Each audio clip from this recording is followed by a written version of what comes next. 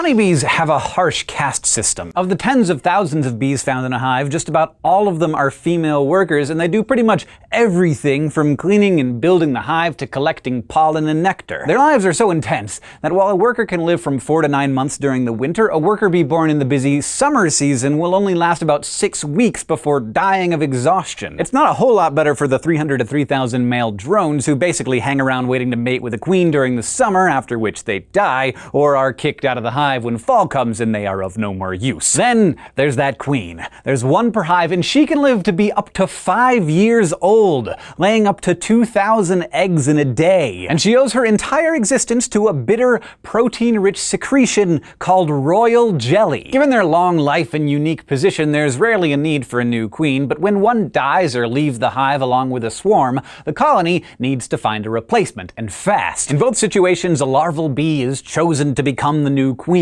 The science of how and why this happens isn't entirely settled, but one thing is certain: royal jelly plays a large role. Worker bees produce royal jelly from a gland in their heads called the hypopharynx and feed it to newly hatched honeybee larvae. The milky yellowish substance is made of digested pollen and either honey or nectar. Not only is it high in protein, but royal jelly also has a combination of vitamins, especially vitamin B, plus lipids, sugars, hormones, and minerals including potassium, magnesium, calcium, and iron. This bee superfood also contains acetylcholine, a neurotransmitter also found in humans. It's what nerves use to tell muscles to start or stop movement, and may also contribute to learning. All those nutrients might explain why royal jelly is often marketed as an expensive dietary supplement cure-all, even though studies haven't been able to prove that it does anything too significant for humans. We are, after all, not bees. But for bees, it does a lot, and around day 3 of the royal jelly diet is where things get interesting. Worker bees will choose a few of the larvae and continue to feed them royal jelly, while every other larva is switched to a less nutrient-intensive diet of